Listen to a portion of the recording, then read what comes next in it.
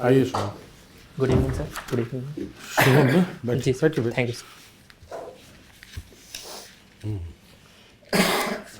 सागर के आप रहने वाले हैं ना? जी सर। एक सागर परियोजना है भारत सरकार की, जी सर। क्या है वो? सर ये साउथ एशिया में जो प्रॉस्पेरिटी और ग्रोथ है उसके लिए है, भारत सरकार की परियोजना, जिसमें हम अपने जो हिंद महासागर है उसमें आसपास के पड़ोसी देशों के साथ में सिक्योरिटी एंड ग्रोथ दोनों पर फोकस कर रहे हैं सर।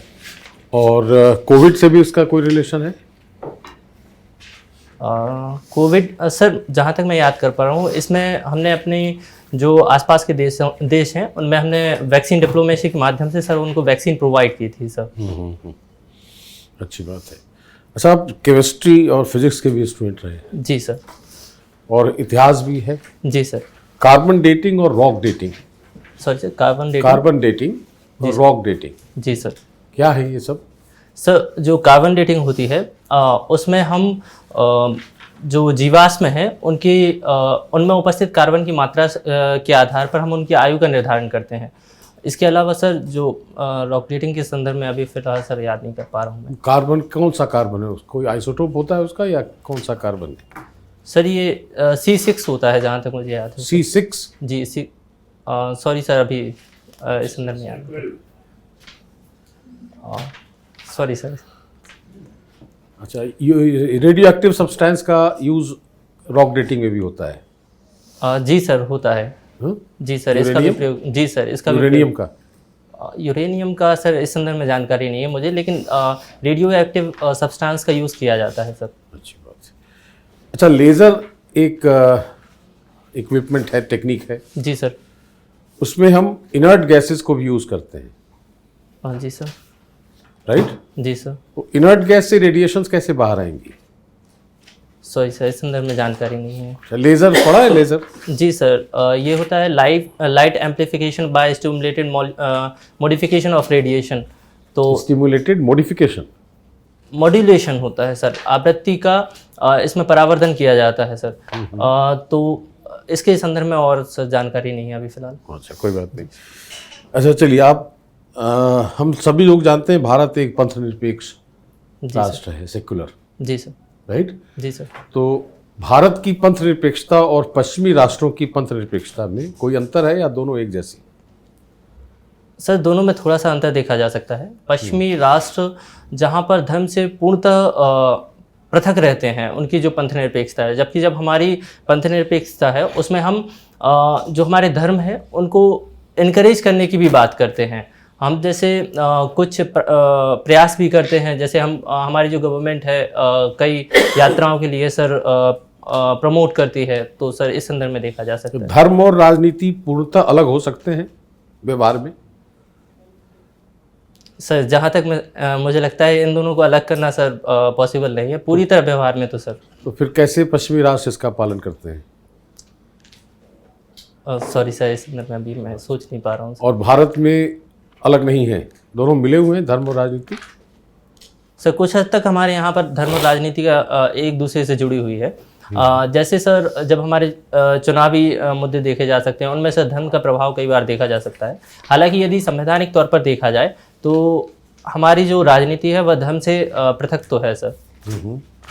इस संदर्भ में सर और फिलहाल अभी सर सोच नहीं पा रहा हूँ। अच्छा, अल्पसंख्यकों के संरक्षण के लिए भी कुछ प्रावधान है संविधान में? जी सर। वो कहाँ है और किस तरह के प्रावधान है? सर अल्पसंख्यकों के लिए जो प्रावधान किए गए हैं उनके तहत हमने एक अल्पसंख्यक मंत्रालय बनाया है। इसके अलावा सर यदि संवैधानिक प्रावधानों के तौर पर देखा जाए तो आर्टिकल 29-30 सर ये इस संदर्भ में देखे जा सकते हैं। इसके अलावा सर धार्मिक तौर पर देखा जाए तो 25 से लेकर 28 तक सर इस संदर्भ में भी इसको देखा जा सकता है सर। थैंक्स। आप गवर्नमेंट निर्भय सिंह साइंस कॉलेज से पढ़े हैं? जी सर। और देवी अहिल्या विश्वविद्यालय? जी सर। ये निर्भय सिंह कौन थे और देवी अहिल्या कौन थी? सर निर्भय सिंह जो मालवा अंचल है उसके एक प्रमुख नेता रहे थे, किसान नेता रहे थे। इसके अलावा सर ये सुंदरलाल पटवा मुख्यमंत्री के टाइम पर कैबिनेट मिनिस्टर भी रहे। इसके लिए यह फेमस है और सर ये दादा के नाम से भी फेमस है। इसके अलावा सर जो अहिल्याबाई हैं वो मराठा साम्राज्य में सर होलकर रियासत से संबंधित हैं। वह है एक इंदौर रियासत की शासिका रही हैं सर। अच्छा, अभी सेकुलरिज्म के बारे में बातें कर रहे थे जी सर। कि इंडियन कॉन्सेप्ट ऑफ सेकुलरिज्म और वेस्टर्न कॉन्सेप्ट ऑफ सेकुलरिज्म में अंतर है। सबसे पहली बात कि कोई ऐसा प्रावधान आपको संविधान में नज़र आता है जो कि इंडिया के सेकुलरिज्म के स्वभाव या उसकी प्रकृति को परिभाषित करता हो? सर हमारी जो प्रस्तावना है सर, उसमें इसका उल्लेख किया गया है एक पंथ निरपेक्ष राज्य के तौर पर। इसके अलावा सर आर्टिकल 40 जब 14 की बात करते हैं तब वहाँ पर समता की बात की जाती है। तो इसमें सर किसी भी धर्म के सापेक्ष यदि देखा जाए तो नागरिकों से भेदभाव नहीं किया जाएगा, ये भी सर रहेगा सर। नागरिकों से भेदभाव नहीं किया जी जाए। सर। मैं एक प्रपोजल देता हूँ जी सर। कि ये जो धर्म और राजनीति का जो संबंध है, या धर्म के आधार पर या धार्मिक समुदायों के आधार पर जो झगड़े होते हैं, उसका एक निराकरण हो सकता है या नहीं हो सकता है, आप बताएंगे। कि अगर लोगों का धर्म लॉटरी से डिसाइड हो, जी सर। ठीक है, तो आप इसके समर्थक हैं या आप इसके आलोचक हैं? आपके क्या तर्क हैं? सर मैं धर्म को व्यक्तिगत स्वतंत्रता के तौर पर देखता हूँ। जब बच्चा बड़ा होता है तो एक सोशलाइजेशन की जो प्रक्रिया होती है उसमें धर्म का बहुत अहम रोल होता है, और हमारी जो मान्यताएं होती हैं वह उसी के आधार पर स्थापित हो जाती हैं। तो सर मैं लॉटरी व्यवस्था को तो उतना समर्थन नहीं करूंगा फिर सर, क्योंकि धर्म का कई बार हमारे जीवन में पॉजिटिव रोल भी रहता है सर। तो इस वजह से मैं लॉटरी व्यवस्था को तो समर्थन नहीं करूंगा सर। अच्छा जी सर। आप मध्य प्रदेश के रहने वाले हैं? जी सर। अगर सरकार इस तरह का कानून बनाती है कि सिविल सेवा परीक्षा में जो भी चयनित होंगे उनको एक ऑप्शन दिया जाएगा राज्य बदलने का, मतलब अगर आप मध्य प्रदेश के निवासी हैं जी सर, तो आपको सब कुछ यहाँ से उठा करके दूसरे राज्य का निवासी बनना पड़ेगा, कौन सा राज्य चूज करेंगे और क्यों? सर मैं जम्मू कश्मीर चूज़ करना चाहूँगा।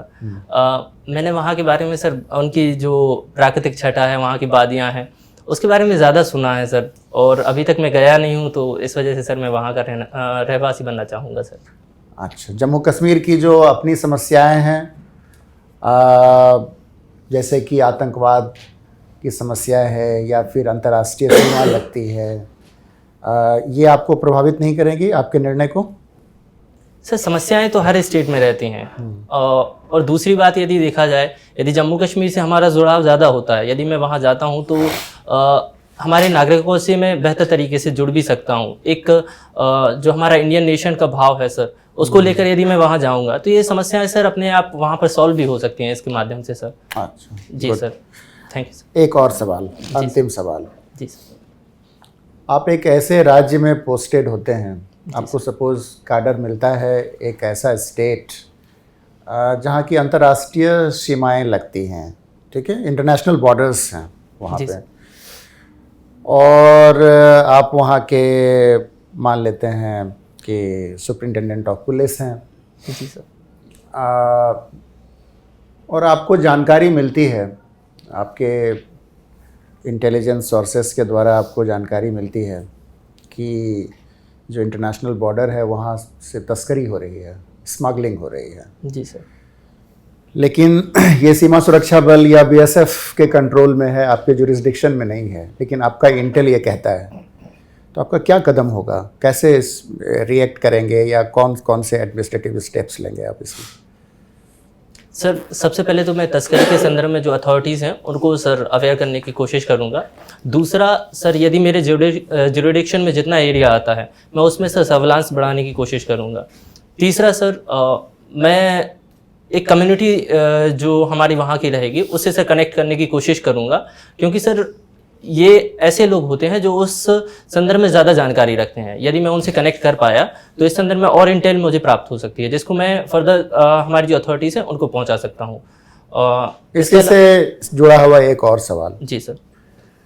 जो सिक्योरिटी फोर्सेस हैं, जो इंटरनेशनल बॉर्डर को की देखभाल करने के लिए जो सिक्योरिटी फोर्सेस हैं, वो स्टेट पुलिस तो है नहीं, जी सर। राइट? जी सर। तो जाहिर सी बात है आपके क्षेत्राधिकार के बाहर है। जी सर। और अगर सिक्योरिटी फोर्सेस ऐसी आपको जानकारी मिल रही है कि वही लोग करप्ट हैं और वो फैसिलिटेट कर रहे हैं स्मगलिंग को, जी सर। तो इस संदर्भ में सर मैं हमारी जो सेंट्रल मिनिस्ट्री है उस के उच्च अधिकारी हैं उन तक सर मैं अपनी बात पहुंचाने की कोशिश करूंगा।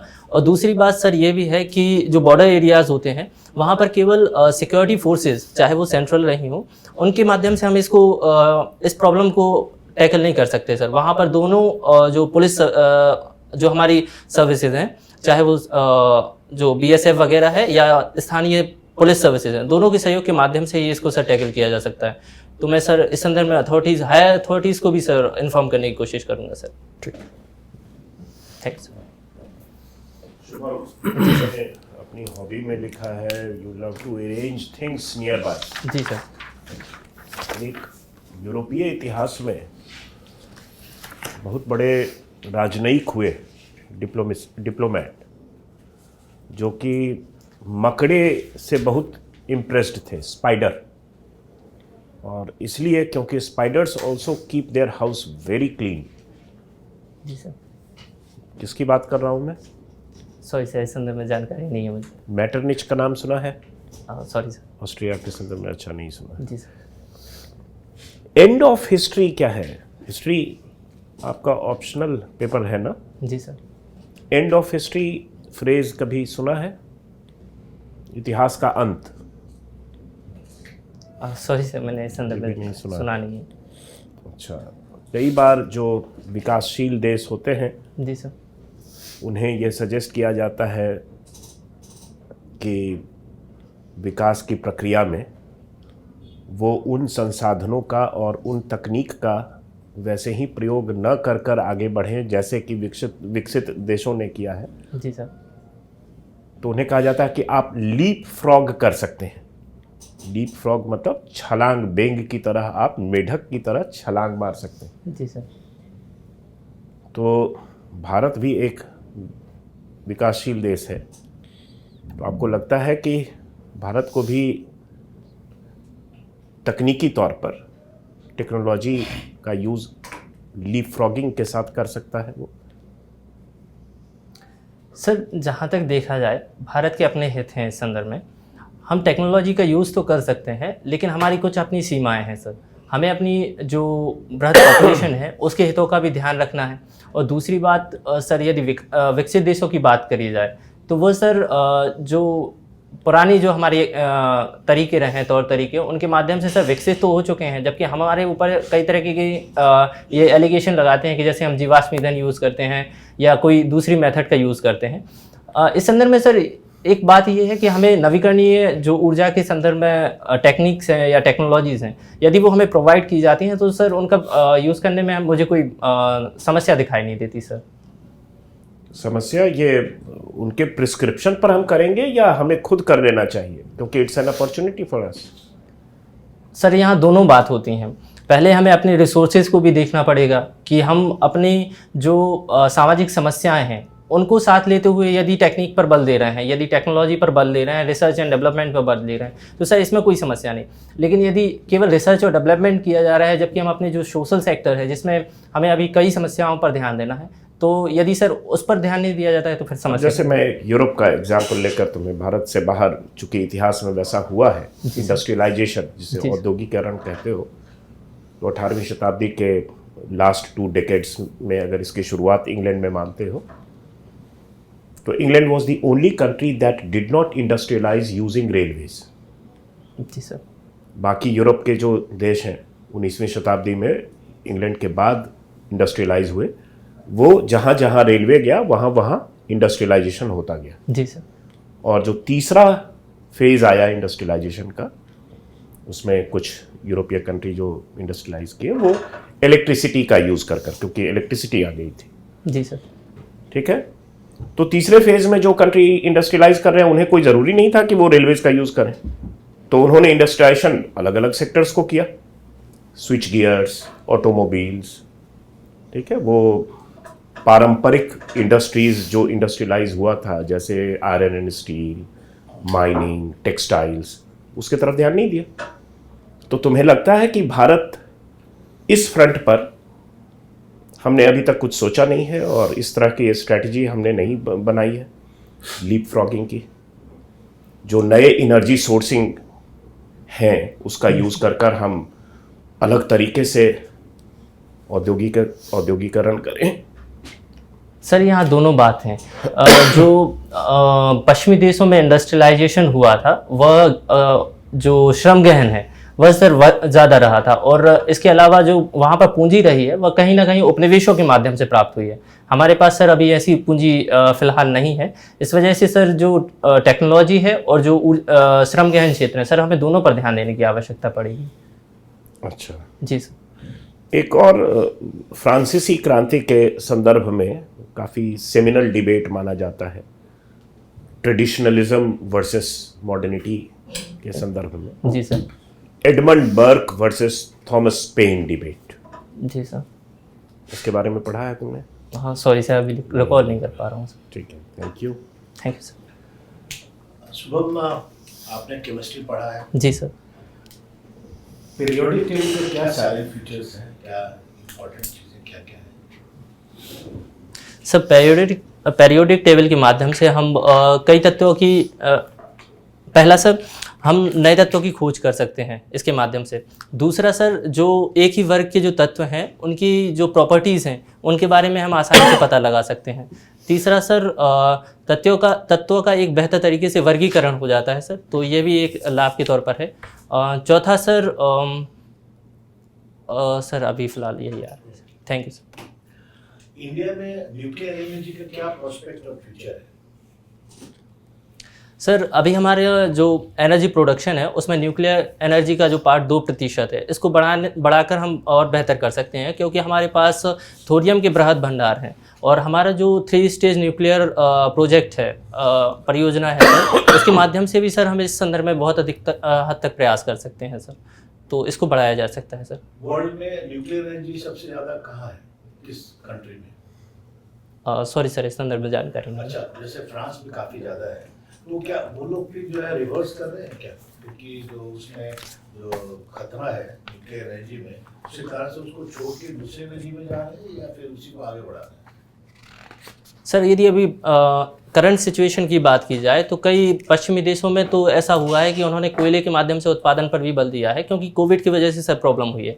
लेकिन यदि ओवरऑल देखा जाए तो नवीकरणीय ऊर्जा की तरफ ही शिफ्ट है सर, जिसमें एटॉमिक एनर्जी और दूसरी जो एनर्जीज हैं उन पर बल दिया जा रहा है सर। हाइड्रोजन बेस्ड जो फ्यूल है उसके बारे में क्या क्या बता सकते हैं? सर ये भी एक नवीकरणीय ऊर्जा का स्रोत है जिसमें हम हाइड्रोजन को एज अ फ्यूल यूज़ करते हैं। इसमें सर जहाँ तक मैं याद कर पा रहा हूँ 3 तरह के फ्यूल हैं, ग्रे हाइड्रोजन, ग्रीन हाइड्रोजन और सर एक है ब्लैक हाइड्रोजन। यदि इसका उत्पादन किया जाता है तो ये सर जो दूसरे रिसोर्सेज हैं उनके माध्यम से जो प्रदूषण होता है उसको सर कम करने में बेहतर तरीके से काम करता है सर।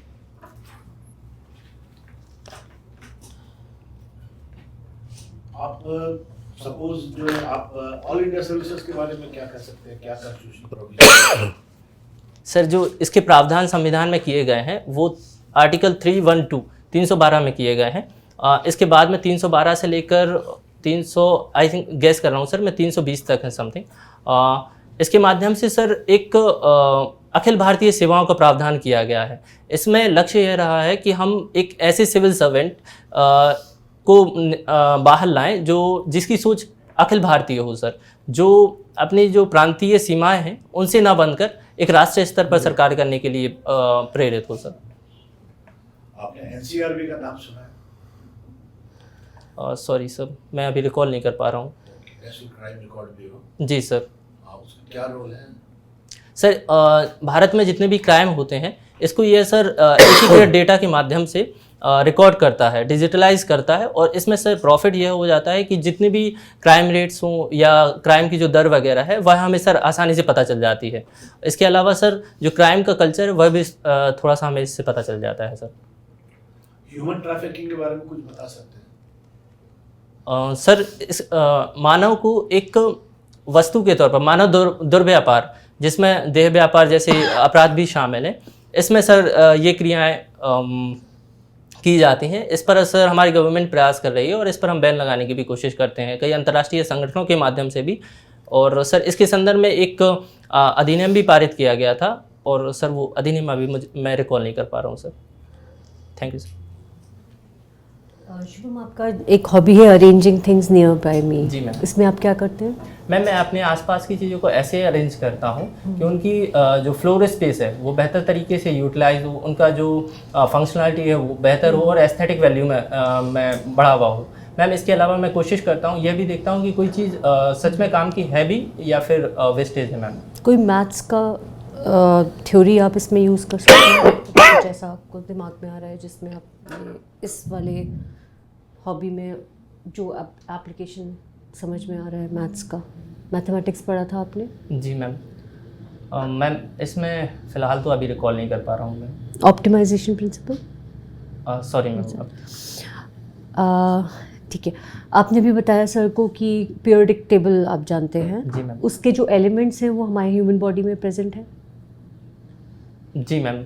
हमारे सारे नहीं होते हैं मैम, कुछ रहते हैं मैम, जहाँ तक मैं याद कर पा रहा हूँ। प्रोपोर्शन हो सकता है डिफरेंट, बट ज़्यादातर आपको लगता है कि पाए जाते हैं? जी मैम, ज़्यादातर पाए जा सकते हैं ma'am. Okay. Waste water treatment में कौन सी टेक्नोलॉजी यूज़ होती है? सॉरी, केमिस्ट्री की कौन सी टेक्नोलॉजी यूज़ होती है वेस्ट वाटर ट्रीटमेंट प्लांट्स में? सीवेज एसटीपी जो होता है सीवेज ट्रीटमेंट प्लांट्स में। सॉरी मैम, इस संदर्भ में जानकारी नहीं है। Okay. Law of thermodynamics physics पढ़ा आपने? जी मैम। वो क्या है मैम? इसका हिंदी ट्रांसलेशन। ऊष्मागतिकी, ऊष्मागतिकी के नियम। मैम इसमें जो ऊर्जा है जी वह नियत रहती है, ब्रह्मांड की सारी ऊर्जा नियत रहती है, उसका केवल जो फॉर्म है वह चेंज होता है मैम। जब हम एनर्जी ट्रांजिशन करते हैं तो इससे आप कुछ लिंक कर सकते हैं? एनर्जी ट्रांजिशन तो पता होगा ना? जी मैम। हाँ, तो इसमें आप ये जो पहला लॉ है, जी मैम, आप कुछ इसके बारे में बोल सकते हैं? ट्रांजिशन में क्या होगा? जी मैम, जब हम ऊर्जा का पारेषण करते हैं एक स्थान से दूसरे स्थान, तब इसमें मैम जो ऊर्जा होती है वह ऊष्मा के तौर पर जो हमारी विद्युत ऊर्जा है वह ऊष्मा में कन्वर्ट हो जाती है। इसकी वजह से हमें लॉस भी होता है। जो हमारा ACNT है वो अभी फिलहाल 18 to 20% है। इसको मैम हम कम करने की कोशिश कर रहे हैं। अहिल्याबाई के बारे में आप जानते हैं, आपने बताया भी सर को। उन्होंने क्या रेवोल्यूशन लाई थी वो वहाँ पे अपने एरिया में, अपने लोकल एरिया में, और वो किस चीज़ की ट्रेड के लिए उन्होंने, किस ट्रेड के थ्रू उन्होंने रेवोल्यूशन किया था, चेंज बदलाव लाई थी महिलाओं में? मैम केवल economic purpose? Economic person, social also. जी मैम। मैम पहला तो जो अहिल्याबाई होलकर जैसे ही शासिका बनती है तो यह एक उस समय के संदर्भ में मैम एक बहुत बड़ा कदम था, क्योंकि महिला शासिका के तौर पर वो उभरी मैम। तो इसके अलावा मैम सेकंड उन्होंने जो महेश्वर है उसको राजधानी बनाया और वहाँ पर जो महेश्वरी साड़ीज़ है मैम उनको मैम प्रमोट किया था। इसके अलावा मैम उन्होंने एक महिला सेना बनाई थी मैम, जो उस समय के संदर्भ में मैम बहुत अभूतपूर्व कदम था। इसके अलावा मैम उन्होंने कई जो दूसरे घाट वगैरह हैं, मंदिरों का निर्माण, इसके अलावा मैम सरायों का निर्माण करवाया था।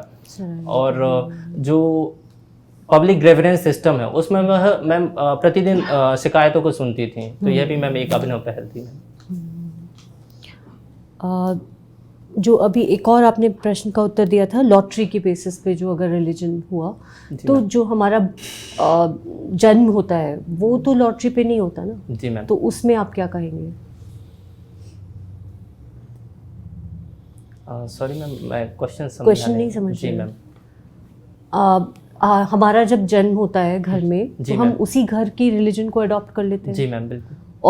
और एक तरफ लॉटरी की बात हुई। जी मैम। तो इसमें आप कोई कुछ कह सकते, कोई कमेंट किस तरह का? जी मैम, जब हमारा जन्म होता है जिस घर में, चूँकि हमारा जो पालन पोषण होता है उन्हीं रिचुअल्स, उन्हीं कल्चर में होता है, तो ये एक पॉजिटिव इम्पैक्ट भी इसकी वजह से मैम हमारे ऊपर पड़ता है। हमारी एक जो सोच है मैम उसमें इसका प्रभाव देखा जा सकता है मैम। तो यह तो बेहतर है मैम। तो नेचुरल वे में जो बर्थ होता है वो रिलीजन नेचुरल वो बर्थ को डिसाइड करना चाहिए रिलीजन कि हमें चॉइस देनी चाहिए लॉटरी से। मैम चूँकि जब तक हमारी सोच इस संदर्भ में विकसित होती है, लगभग 16-18 साल तक जब हम होते हैं, उस समय तक मैम हमारे जो अंतर्मन है उसमें कई चीज़ें हमारे धर्म से रिलेटेड हमारे मन में आ चुकी होती हैं, और यदि उस समय हम कोई पैराडाइम शिफ्ट करते हैं तो उसकी वजह से मैम थोड़ी सी प्रॉब्लम हो सकती है। तो ये पहले ही का तरीका मैम बेहतर समझता हूँ मैम। जो बर्थ जी मैम, बर्थ Natural birth. जी मैम, थैंक यू। इकोसिस्टम और थर्मोडायनेमिक्स के लॉ में कोई है तालमेल? सर जो पारितंत्र होता है उसमें ऊर्जा का संक्रमण कई स्तरों पर होता है सर, जिसमें 10% का लॉ है एक, उसके माध्यम से ऊर्जा का संक्रमण होता है सर। तो ऊर्जा का रूप भी बदलता है उसमें?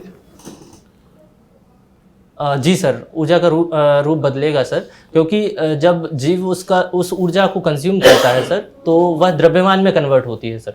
तो इसके संदर्भ में देखा जाता अच्छा, बजट में सस्टेनेबल सिटीज ऑफ टुमारो है। जी सर। एक फ्रेज रखा गया है, जी सर। क्या मतलब हुआ इसका, सस्टेनेबल सिटीज? सर ऐसे शहर जो अपने ऊर्जा को जो नवीकरणीय ऊर्जा पर आधारित हों, अपना जो वेस्टेज है सर उसको रिसाइकिल करते हों, वेस्टेज को कम प्रोड्यूस करते हों, और एक भविष्य के लिए सर जो चुनौतियां आ रही हैं उनके संदर्भ में सस्टेनेबल रहें सर। उनके संदर्भ में जो जलवायु परिवर्तन है उसके संदर्भ में उनकी जो वल्नरेबिलिटी है वह सर कम हो, इस संदर्भ में ऐसा है। ठीक है शुभ, थैंक यू। नहीं, एक सुबह अच्छा, में पता sorry. है, आपके मध्य प्रदेश में जी सर। अभी रिसेंटली गवर्नमेंट ने इंजीनियरिंग की किताबें शायद हिंदी में लिखी गई हैं या हिंदी में पढ़ाया जाएगा, जी सर।